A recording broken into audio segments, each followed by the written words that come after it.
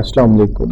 इस ट्यूटोरियल में हम देखते हैं कि किस तरह से हमने अपने असेंबली के कोड को CS01 के लिए उसको कंपाइल करना है और उसको किस तरह से डिबगर में चलाना है। सबसे पहली चीज़ जो है वो हमें सॉफ्टवेयर की ज़रूरत है। पहला सॉफ्टवेयर तो NASM असेंबलर है और दूसरा हमें चाहिए होगा डॉसबॉक्स, क्योंकि ये जो नई वर्जन्स हैं विंडोज़ की उनमें नेटिव डॉस नहीं चलता, तो उसके लिए हम इस जो डॉसबॉक्स इमुलेटर है इसको हम यूज़ करेंगे। सबसे पहले आप अपने LMS अकाउंट में लॉगिन हो जाएं, यहाँ से CS401 में डाउनलोड सेक्शन में से SM सॉफ्ट की जो फाइल है NASM की उसको सेव एज कर लें और अपने पास उसको डाउनलोड करें। ठीक है जी। उसके बाद आपको जो सॉफ्टवेयर चाहिए होगा वो डॉसबॉक्स है। डॉसबॉक्स की यहाँ पर एग्जी मौजूद है, इसको राइट माउस क्लिक करें और सेव लिंक एज करके इन फाइल को भी सेव कर लें। अब हमारे पास जो है वो दो फाइलें मौजूद हैं, एक smsoft.zip और एक dosbox.exe। ठीक है जी।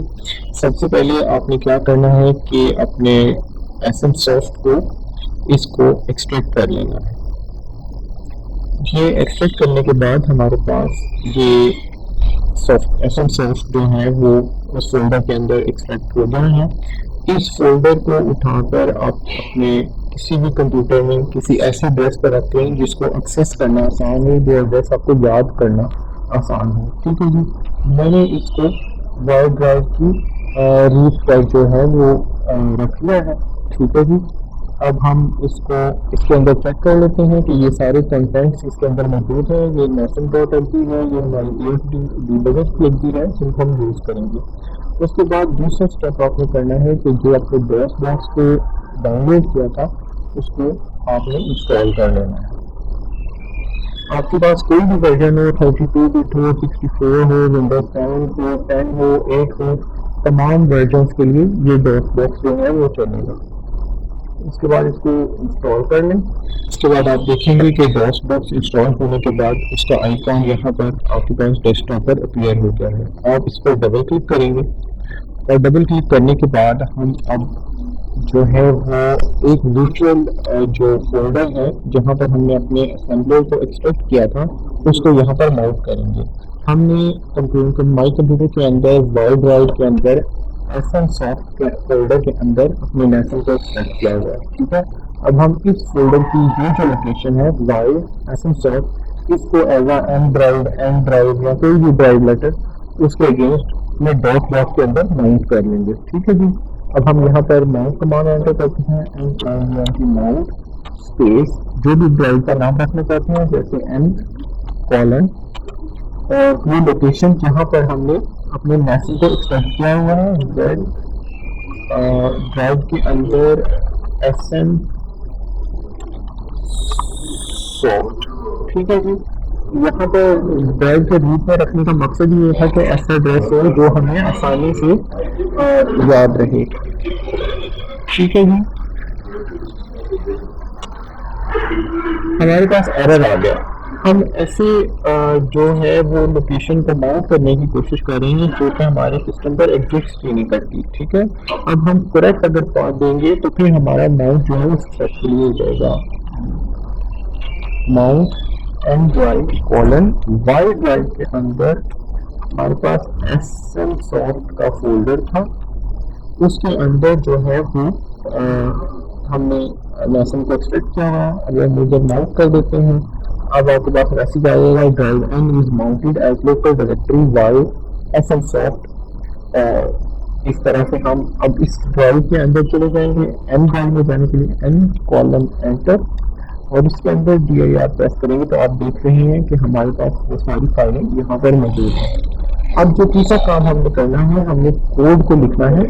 कोड हम लिखेंगे नोटपैड के अंदर। नोटपैड के अंदर कोड लिखने के बाद इसको सेव एज कर देंगे और हमें इसको उसी लोकेशन में सेव करना है जहाँ पर हमारा असेंबलर मौजूद है। ठीक है जी। असेंबलर हमारा smsoft के अंदर था, वहाँ पर हम इसका नाम रखेंगे कोई भी नाम रख सकते हैं ex01.sm। आपने फाइल का नाम देते वक्त इसके दोनों तरफ डबल कोट ऐड करना है। डबल कोट ऐड करने के बाद यहाँ से ऑल फाइल सेलेक्ट करना है। अगर आप ऐसा नहीं करेंगे तो इसके साथ .txt एक्सटेंशन आ जाएगी और ये कोड एक्सेस नहीं होगा। ठीक है जी। उसके बाद इसको सेव कर दें। सेव करने के बाद आप देखेंगे कि हमारे पास NASM सॉफ्ट के अंदर ex01.osm की फाइल मौजूद है। अब हम इसको कंपाइल करते हैं। कंपाइल करने के लिए हम करेंगे NASM जो हमारा assembler है, उसको हमने सोर्स फाइल देनी है ex01.asm, उसके बाद स्पेस, उसके बाद हाइफन ओ आउटपुट फाइल, अल्फाबेट ओ हमने ऐड किया और उसका फाइल का जो भी आउटपुट फाइल का नाम रखना चाहते हैं, यहाँ पर आप कोई भी नाम रख सकते हैं, ex01.com रख रहे हैं। उसके बाद हाइफन स्मॉल एल कि हम लिस्टिंग फाइल बनाना चाहते हैं ex01.ls। ये एंटर करने के बाद हम इसको एंटर प्रेस करेंगे तो आप देखेंगे कि हमारे पास यहाँ पर कोई एरर नहीं आया और हमारे पास यहाँ पर ex01.com फाइल और ex01.ls की फाइल बन गई। ls की फाइल जो है उसे आप राइट माउस क्लिक करके नोटपैड के साथ ओपन कर सकते हैं या किसी भी जो है वो एडिटर के साथ ओपन करके देख सकते हैं। यहाँ पर एडिट कमांड जो थी डॉस की वो नहीं चलेगी।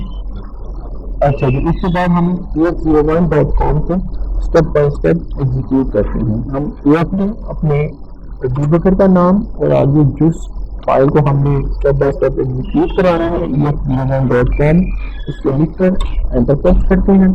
आप देखते हैं कि यहाँ पर हमारे पास मूव ex05 ex10 ये सारा कोड यहाँ पर आ गया है। हम यहाँ से अपने कीबोर्ड से F1 प्रेस करते हैं तो पहली लाइन एग्जीक्यूट हो गई और हमारे पास ex में 05 आ गया।